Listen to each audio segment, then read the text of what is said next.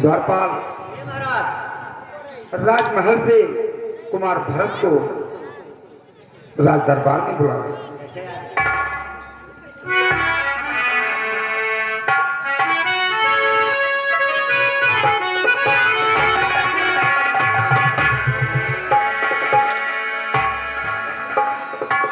गुरुदेव के श्री चरणों में भरत का प्रणाम। गुरुदेव के श्री चरणों में शत्रुघ्न का प्रणाम।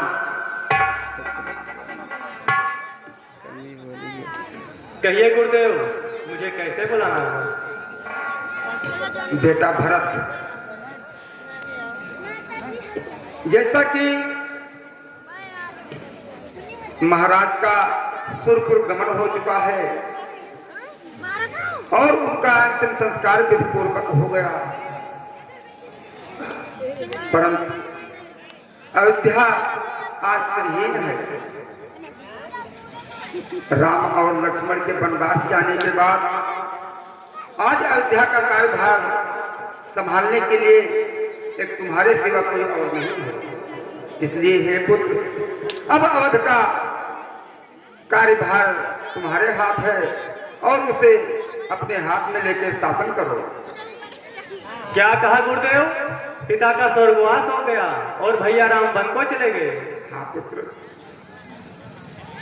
इसीलिए तो मैं कह रहा हूं कि अब अयोध्या का कार्यभार तुम्हारे हाथ में है और उसे तुम संभालो। नहीं गुरुदेव, ये कदापि नहीं होगा।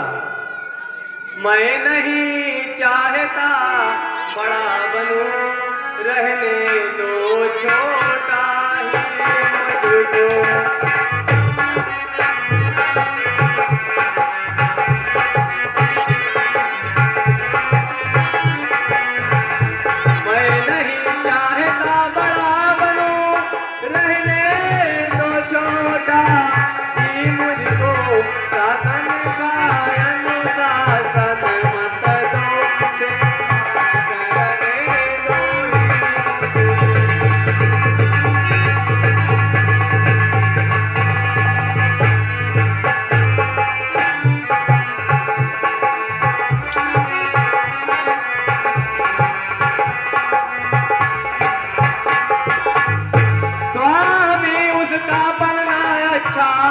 जो स्वामी पद के समुचित है, जो स्वामी पद के समुचित है, से का स्वामी बनना तो अनुचित ही नहीं कलंकित है। स्वामी बनना तो अनुचित ही नहीं कलंकित है। पर भरतलाल, ऐसा मत कहो। माता की तुमको आज्ञा है, तुम शासन करो अयोध्या का, तुम शासन करो अयोध्या का।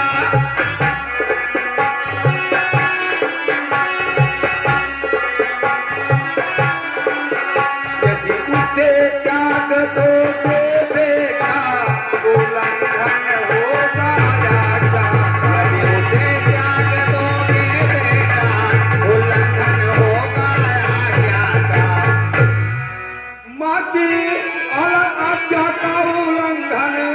यदि बड़ा पाप कहलाता है, यदि बड़ा पाप कहलाता है, भरतलाल ये ध्यान रहे वो पाप तुम्हें लग जाता। तो भरतलाल ये ध्यान रहे वो पाप तुम्हें लग जाता है। नहीं गुरुदेव, अयोध्या का राजा बनकर हम कलंकित नहीं होना चाहते हैं। हमारे भैया राम अयोध्या के राजा थे, हैं और रहेंगे। पर मैं माता की आज्ञा का उल्लंघन करता ही कब हूँ, उल्लंघन करता ही कब हूँ। उस मत का जिसमें पाप लगे, अनुमोदन करता ही कब हूँ। उस मत का जिसमें पाप लगे, अनुमोदन करता ही कब हूँ। मैं तो कहता हूँ हे भगवान, सब उचित आचार करता हूँ मैं, माता से भूल हुई है जो उसका विचार करता हूँ मैं। माता से भूल हुई है जो उसका सुधार करता हूँ मैं।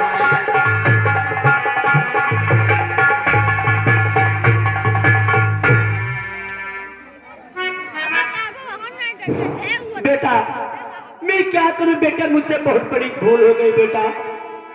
बेटा मुझसे बहुत बड़ी भूल हो गई, मैं अपनी गलती का क्षमा चाहती हूँ। मैं सहमत हूँ, मैं राजी हूँ। मैं कहती हूँ तुम उठो बेटा, ये माथे का ये सारा कलम अब तुम ही बिठा बेटा। ये माथे का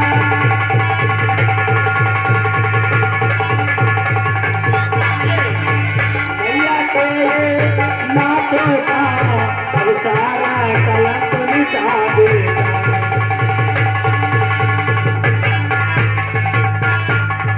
बेटा मुझसे बहुत बड़ी भूल हो गई बेटा। मत कह तू अपना बेटा मुझे, आज से तू मेरी माता नहीं और मैं तेरा बेटा नहीं। गुरुजी कहिए बेटा भरत। अब हमें भैया राम से मिलने के लिए चित्रकूट प्रस्थान करना चाहिए। अवश्य पुत्र, धन्य हो भरत। तुम्हारी धारणा, तुम्हारा भाव देखकर आज मैं भी धन्य हो गया। चलो पुत्र, यदि तुम्हारी यही इच्छा है कि हम चित्रकूट चलकर अपने भैया से मिले वहां, तो चलो, अवश्य इस कार्य में कल्याण ही होगा।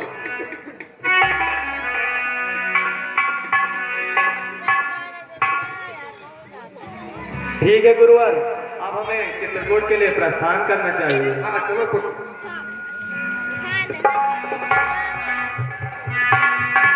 भरत चला चित्रकूट रामा, राम को मनाने। चले चित्रकूट रामा, राम को मनाने। भरत चले चित्रकूट रामा, राम को मनाने।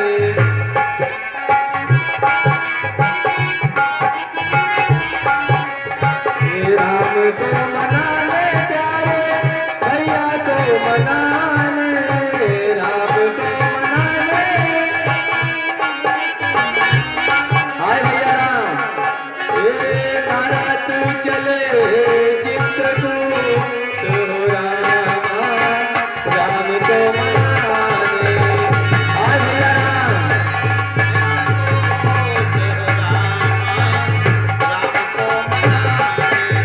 राम दिवस छुपी मनमाई।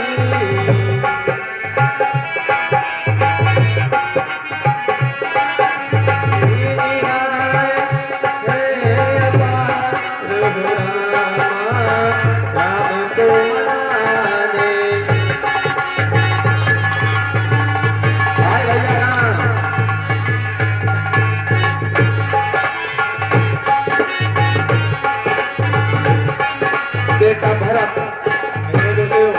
इतने अधीर मत हो। संयोग निकट आ रहा है, अति शीघ्र राम से तुम्हारी मुलाकात होगी। इस जगत में सुख और दुख दोनों आते जाते रहते हैं। जिस प्रकार आकाश में बादल आकर और विलीन हो जाते हैं, उसी प्रकार इस जगत में जीवों पर दुख और सुख आते हैं। इसलिए हे पुत्र, इतने अधीर मत हो। अभी राम के दर्शन होंगे और सब कल्याणमय होगा। इसलिए चलो पुत्र।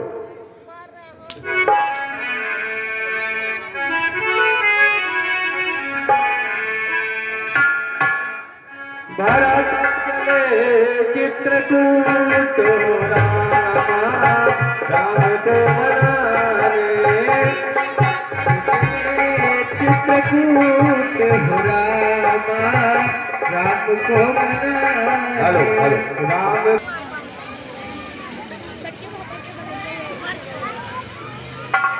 बेटा भरत, कहिए गुरुदेव। लगता है श्रृंगवेरपुर पहुंच रहे हैं हम। अभी कुछ दूर और चलना है। ठीक है गुरुदेव।